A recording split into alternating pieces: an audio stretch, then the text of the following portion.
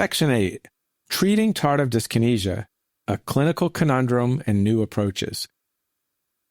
So tardive symptoms have a widely varying remission rate, with remission most likely in younger patients, only about 50% of the time. Tardive symptoms do not appear to become more severe in patients maintained on therapy. However, once the symptoms occur, they may persist for decades. In some cases, they may even be permanent. And this is now a finding that's been replicated across several cohorts.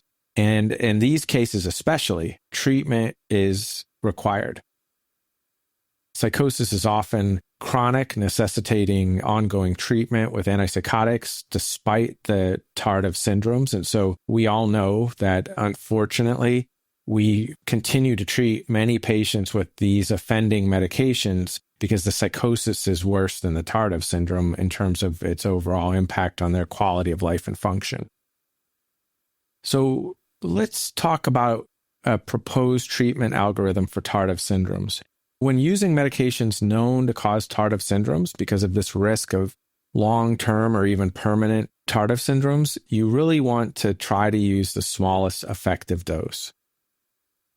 Now, once you recognize a tardive syndrome, there's really insufficient evidence to know with certainty whether withdrawing or switching from typical to atypical antipsychotics will help the tardive dyskinesia, but both strategies are often tried. The evidence is not great. There is some evidence that quetiapine, and particularly clozapine, might improve tardive dyskinesia on cross-taper from the offending agent. However, this remains uncertain due to limited evidence, but it's another strategy you might try.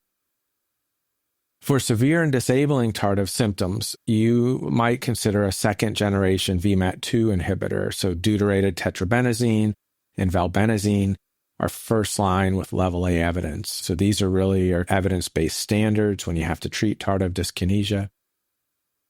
With deuterated tetrabenazine, you're going to start at about 6 milligrams twice a day, and then you can increase weekly by 6 milligrams per day up to 48 milligrams per day.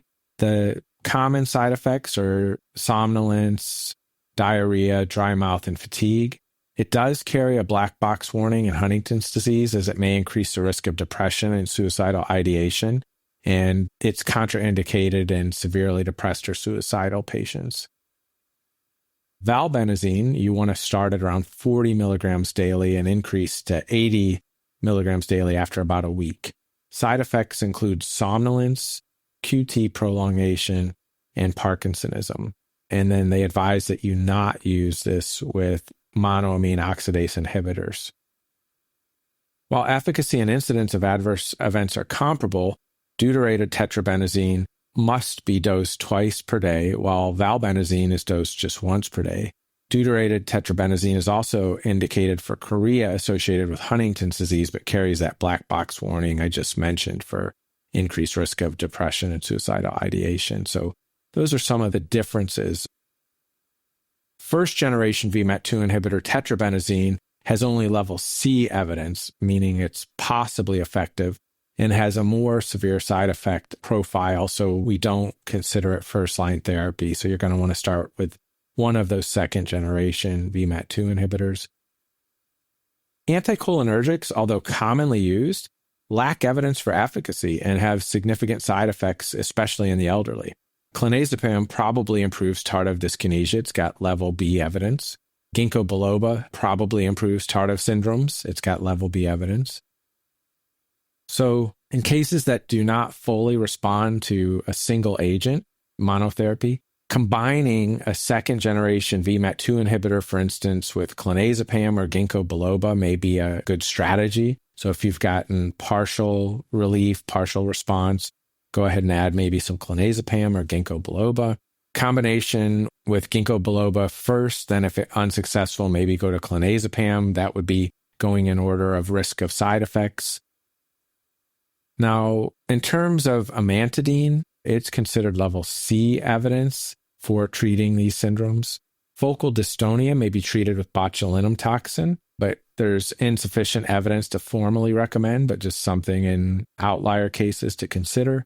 There's case studies that support deep brain stimulation with lead placement in the globus pallidus interna for severe tardive dyskinesia. Again, that's only level C and it's fairly invasive. The lowest effective dose of dopamine blocking agent is still your best first strategy. Then, if you have continued symptoms that are causing distress or dysfunction, go to your second generation VMAT2 inhibitor.